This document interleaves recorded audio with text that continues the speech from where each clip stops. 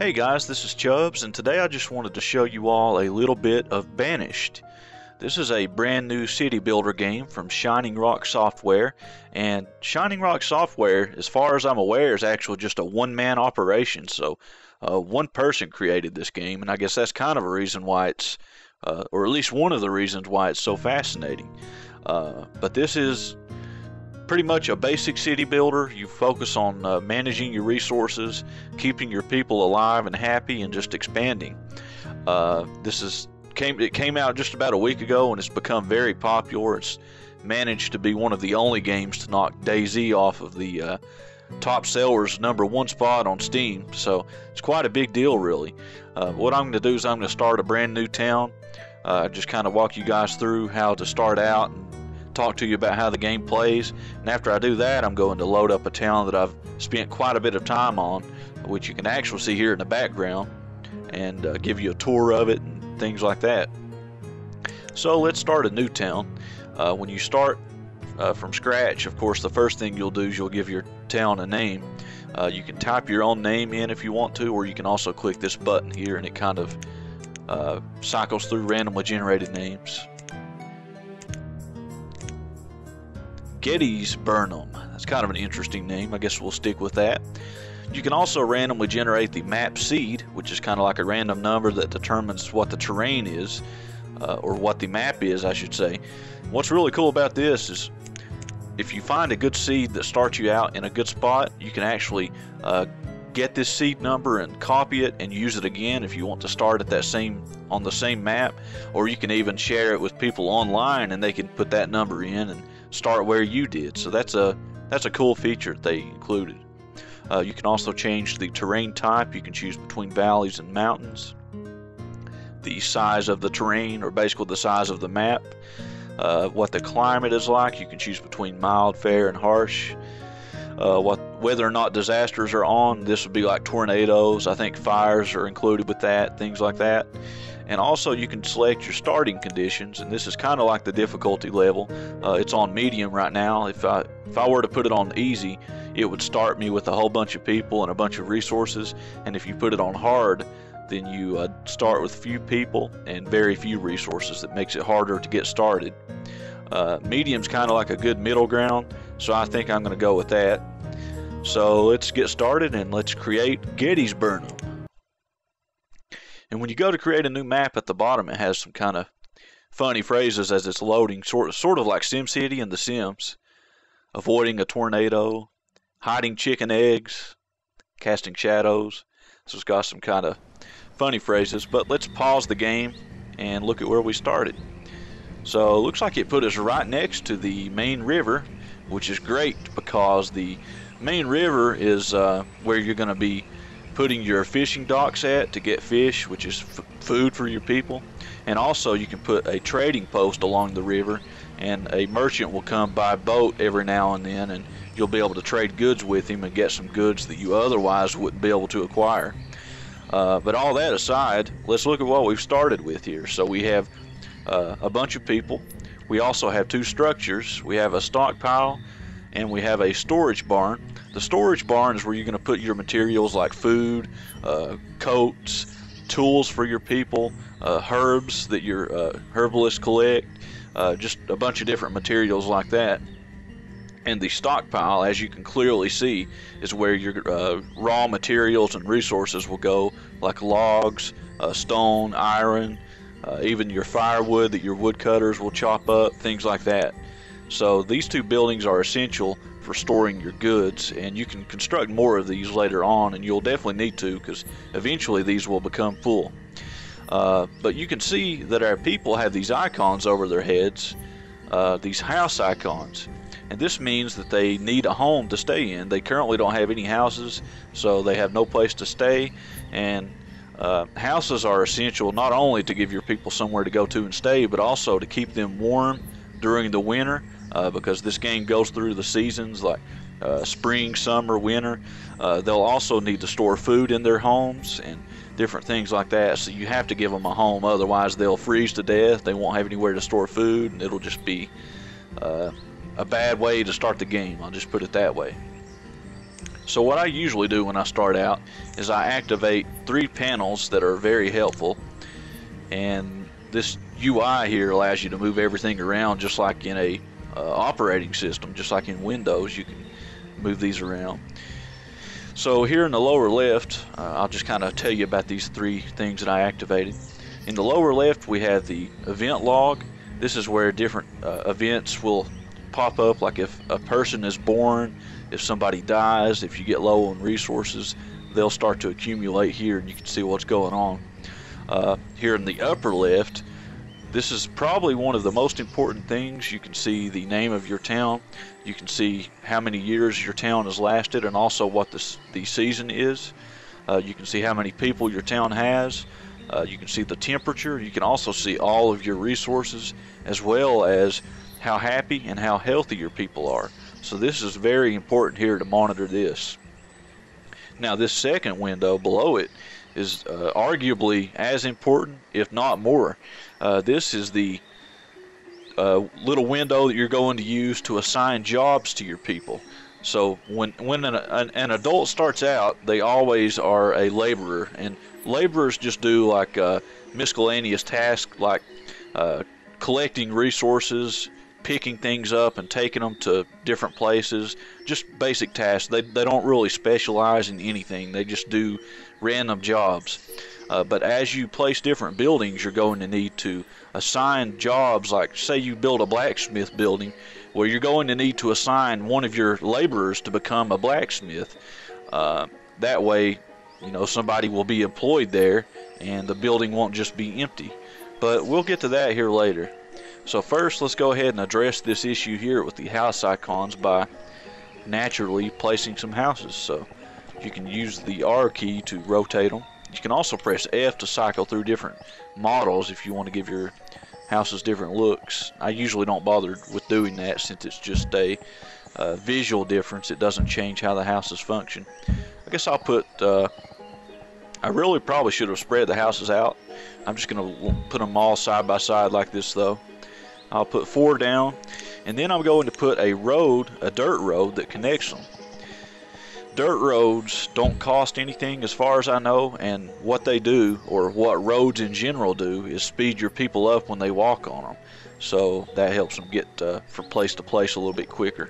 I'm also going to extend the roads here to our storage barn and our stockyard. That way they can, or stockpile I should say, that way that they can travel back and forth quickly along this road. So I'm going to speed time up and then unpause the game, and you'll see that they start to spread out. You'll see that people will start to clear the way for my building sites, and they'll also start to gather resources and kind of lay the foundations for my buildings. You'll see the foundations pop up here. But I'll pause the game here. Right now we don't have any builders, so after they lay the foundations, they'll just kind of stand around. So what we need to do is go up here to this panel, this professions panel, and assign some of our people to be builders. You can do that just by clicking the up arrow, and right here, this 8 number, that's how many builder jobs are available. You can have 2 people building each of these houses, I think. So of course 2 times 4 is 8. So what we can do is, right now we have 10 laborers. What I'll do is I'll just assign 5 people to be builders. That way we'll have 5 laborers and 5 builders. So now let's unpause the game and let's watch them build these houses. So we've got some laborers bringing the materials, and we've got some builders actually going to work here. You can see them sawing on it, things like that. So there we go, we have some houses built. You can see I probably built them too close to each other. Looks like this house's roof is almost going into this one. You can make your towns look prettier if you want to.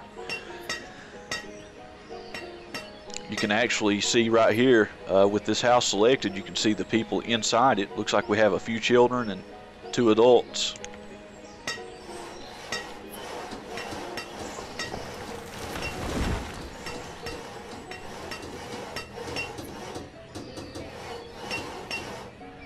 And I'll open the professions panel again. Looks like I closed it by accident. So we have all of our houses built. Most of our people should have a place to stay. Looks like we still have a few house icons. just to be safe, I think I'll build just one more house, just to make sure we have enough. I'll put this one right here, and I'll connect the road to it.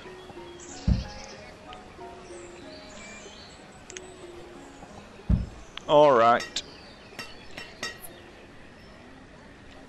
And while this might seem like enough right now, one of the first things that you'll want to do is put down a woodcutter, because if you leave it like this, what's going to happen is it's going to get cold outside eventually when the seasons change, and your people are going to be burning firewood to stay warm in their homes.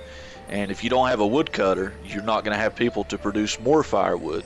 So what's going to happen is your people are going to burn through all the firewood, and they're not going to have any heat in their homes, and they're going to freeze to death. So let's go ahead and put a woodcutter down. I'll put him right next to the, I guess I'll put him right next to the stockpile, because that's where the firewood goes, is at the stockpile. That way the person who's going to be employed there will be right next to the stockpile. And I'll pause the game again. Something else that's very important in this game is food. I got lucky by starting right next to the river, so I can get off to a bit of a quick start. What I can do is I can put down a fishing dock. I'll go ahead and do that, in fact. You can put it right here on the water. Sometimes it can be tough to position these. Let's see. That'll do. Let's make this road go to the dock.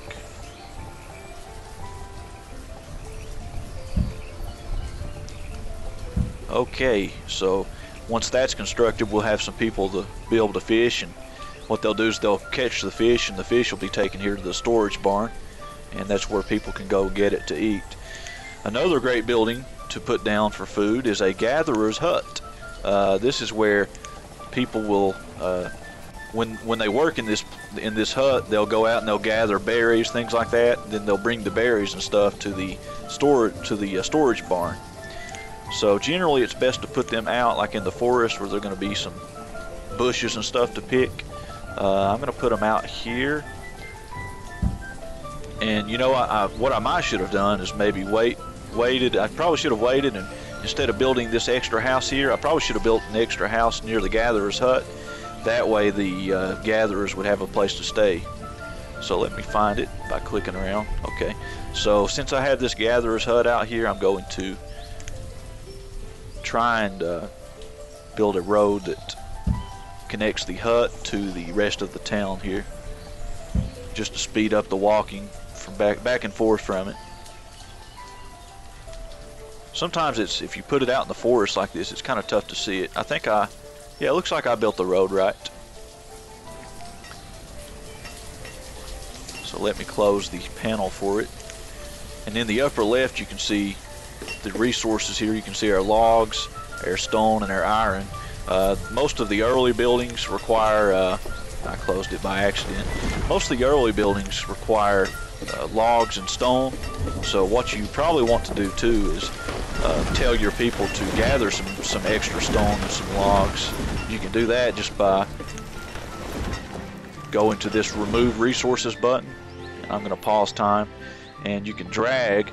And all of these things that are highlighted in red are resources that our people are going to gather. It looks like it's mostly stone and trees right here. And then after you select them, you'll see these yellow axe and pickaxe icons appear. And that tells you anything with that icon under it is a resource that's going to be collected. So you can see the icons underneath all these stones and trees. Looks like our woodcutter is being constructed. We have several buildings here, so it's going to take a little bit to get started. Looks like our house was built, our extra house. And notice now that if I zoom out, you don't see any more of those house icons. So it looks like our people all have a home now, which is of course great, because you want people to have somewhere to stay. Our gatherer's hut is being constructed out here still. And like I said, the gatherer's hut is where your people are going to be gathering berries, things like that. They'll transport them back to the barn, and once they do that, and once your fishermen bring fish back to the barn, you'll have a pretty good supply of food coming in. This is a pretty good way to start out, is to get a fisher, basically a dock with some fishermen, and then a gatherer's hut with some gatherers. You'll have a good flow of food. Now, I paused time again just to talk to you guys about this. You'll see this woodcutter currently has a question mark over it. What that means is that nobody is employed there. So remember what I said earlier, using the blacksmith as an example. When you construct a building where a specialist is going to go, you have to employ one of your people there. Otherwise, it's going to remain vacant and the building's really not going to serve any purpose. So we can either employ somebody there by clicking this up arrow here, or by going here to our woodcutter section over here on the professions panel and clicking the up arrow there. Now you notice the 1 here. That means that only one woodcutter can be employed. You can only have one person working here. So we have 5 laborers. Remember that I said that laborers are kind of like the spare people who just do miscellaneous tasks. 5 is more than enough to work with. So what I'll do is I'll click the up arrow for the woodcutter, and what we've done is we've employed one of our laborers here at the woodcutter. So now we have 1 woodcutter and 4 laborers instead of 5 laborers. And you'll see somebody eventually come and go to work. I can actually pause time. I can click the hut, then you can click this woodcutter job icon and it'll go to the woodcutter. So it looks like this is the person who I employed there. So see her, she goes, she gets some wood. Looks like she's collecting, she was collecting some logs there from our stockpile. They'll go and they'll get logs from the stockpile, they'll bring it here to the woodcutter, and then they'll chop them up into firewood. Then they'll bring the firewood to the stockpile. So that's kind of how that cycle works. Notice in the lower left, in the event log, it's showing me what's going on. Looks like it just told me the reserve of stone is low. You can see here in the upper left, our stone is down to 10.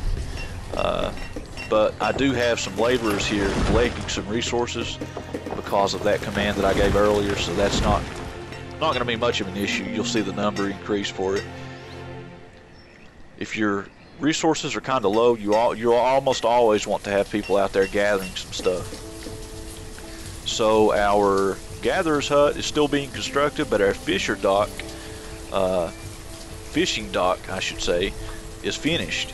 And notice that it can have up to 4 workers. You can also go here to fishermen. You can see that 4 is here. So we can put 4 people there. I don't want to put all 5 or all 4 people in there yet, I don't think. I want to have a few laborers left. So I'm going to put, I guess I'll put 2 people in the fishing dock. And then once the gatherer's hut is complete, I'll put 2 people there. Here in the upper left, you can see the amount of food that I have right here where my mouse is at. Right now, it looks like we have 765 food. And I'll pull my professions panel back up. I keep closing it out by accident. But it's always great to have, especially these 2 panels up. The event log is not extremely important, but it is helpful. But these 2 right here, the panel with your resources and the professions panel, you're going to be using both of those quite a bit as you play this game to monitor your resources and to assign jobs to your people. Looks like our gatherer's hut is about 85% built.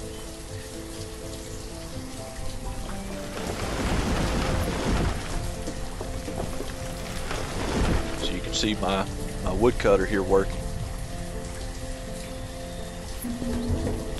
Reserve of food is low. So looks like we're already running into some food problems. You can see my food is down to 0. I'm going to, since we have 4 laborers now, I have some spare room. I'm going to go ahead and put 4 fishermen to work. That way we'll have plenty of people fishing there. If you're not swift about getting food coming in, your people will starve to death quickly. That's happened to a lot of people. You can go to the forums and read a lot of complaints about how food goes by so quickly or how it runs out so quickly, and it really is something you have to make top priority. And our gatherer's hut's finished. So I'm going to open the profession panel up again because I keep accidentally closing it. And again, you can assign jobs directly through the building by clicking the up arrow here, but I like to always do it here at the professions panel just out of habit. So I'll go to gatherer. I'm going to lower the number of builders down actually to 3 since we're not building as much stuff now. In fact, I'll lower it to 2. And once I do that, you see that it frees up some laborers. And then what I'm going to do, now that we have 5 laborers, I'm going to have, I'll go all the way up to 4 gatherers. That way we'll have 1 laborer to get some resources, 2 people to build, and if they're not building anything, as far as I know, they'll actually help gather resources. And we're going to have 4 gatherers and 4 fishermen to supply our people with food. So now we should start to see our food go up a little bit. You'll see it's up to 32 now. With 4 gatherers and 4 fishermen working, we really shouldn't have a problem with food anymore. And what you want to be careful about in this game too is not to put down too many houses too soon, because what happens is as you put down more houses, it starts to result in more people being born and more people moving in. And what can happen is you'll basically be overpopulated, your town will be overpopulated, and you won't have enough food to go around, and you'll end up with a bunch of starving people. So be careful about building houses. Wait till you have a really good stockpile of food and resources, and just build houses every now and then. Try to build up slowly. Just don't get ahead of yourself and starve your people. So it looks like our laborers have cleared out the area that I assigned them to kind of gather resources from. So what I'm going to do is, since I don't really have much else going on now, I'm going to go ahead and assign a similar task right here. Just clear out a whole bunch of these resources just for the heck of it.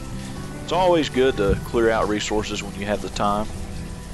Clear out some trees. Looks like we got some iron here, some stone. And in fact, another icon has appeared over my woodcutter. This up arrow with kind of a line over it. What that means is that the production limit, as you can see there, the production limit has been reached. I've told this woodcutter here to produce up to 200 pieces of firewood, and if we go over here to where stockpile, you'll see that it says we have 201 pieces of firewood there in the stockpile. So because of that, the woodcutter basically won't cut any more wood until that stockpile is lowered a bit, or until the stock of firewood is lowered a bit. So hopefully I've not been explaining all this too quickly. It does seem like it's a bit much to take in at first, but you'd be surprised just how quickly you learn this game. And it's really, like I said, it's kind of a simple, intuitive game. You just have to make sure that you have enough resources to construct buildings and things like that, and you also want to have plenty of food to go around, and of course have plenty of firewood. That way your people won't freeze to death in their homes, and they'll have some fire to burn. And notice in the upper left our food was at 0. Now it's at 248, so we're doing okay on food now. We've kind of turned that situation around.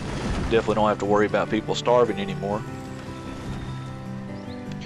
But I really feel like I have explained the basics. Like you can see, you kind of construct buildings. Then if a building is a specialist building that requires workers, you assign some of your spare laborers to go work there, and you really just keep building up from there. And like I said too, if you put down a house, generally it'll result in more people coming in, and your population will grow, and you'll have more people to work with. But of course, more people also means more mouths to feed and things like that. So it can quickly become a big problem if you try to go too fast. But now that I've showed you the basics, let's load the town that I spent quite a bit of time on, that I was telling you about earlier, and I'll give you a tour of it.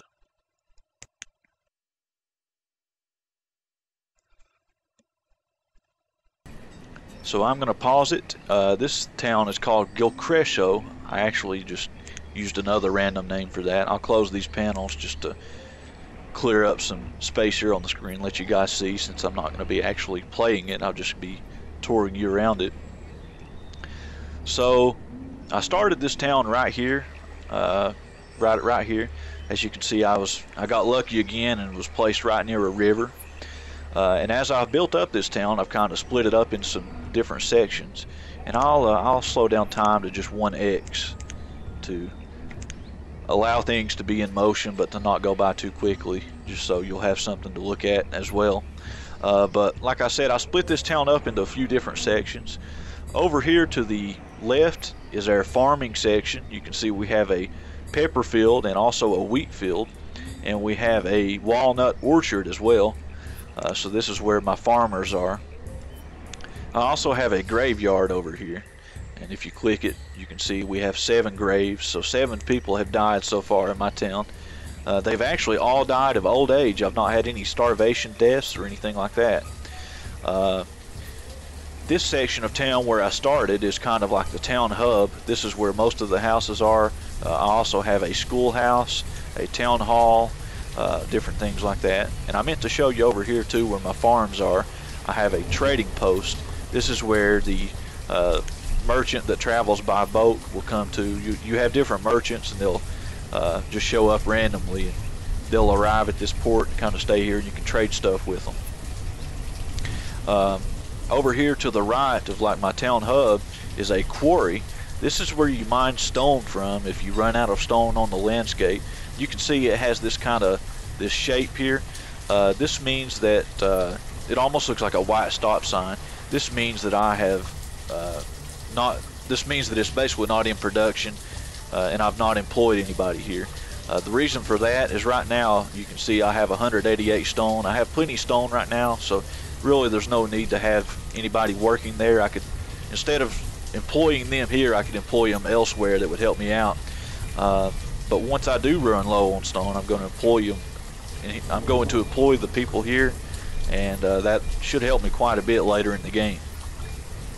Finally, out here in the middle of the forest, we have a cluster of buildings. These are all of the buildings that generally do well around forests. So I have a gatherer's hut. Remember in the last town that we created, that we put it out in the middle of the forest. Generally that's where your bushes and things like that are that they gather from. We have a forester lodge, and when you employ people here, what they do is they chop down trees, and they also plant trees, so they kind of maintain the forest. That way, since they're planting trees, you don't have to worry about the forest just completely running out. They'll always help the trees regrow, although they're also cutting them down as well. We have a hunting cabin, and as its name implies, it's kind of like the gatherer's hut. You have some hunters that kind of go out and they kill deer and things like that, and then they'll bring the goods back for your people to eat, and also they'll bring hide coats back to keep your people warm in the winter and things like that. And finally, we have the herbalist. The herbalist goes out near old trees and collects herbs, and once they bring those herbs to the storage barn, your people can go there and get those, and those herbs will cure sickness and keep them more healthy. So since these people require the forest to do their best work, what I've done is I've tried my best to build around the forest, and that's actually why I've constructed these 2 bridges here. What I plan on doing is expanding along this area down here. This area used to be just full of trees and stuff, but I've actually sent a whole bunch of workers across these bridges, kind of stripped the land here, cleared it out. Before long, I'm going to start putting a bunch of houses over here. I might construct another fishing dock just to have even more fish coming in. I might also tunnel through these mountains. You can build tunnels in this game and tunnel through, and maybe put down a coal mine out here or something like that. But there's really a lot of possibilities, quite a bit of room for me to expand over here.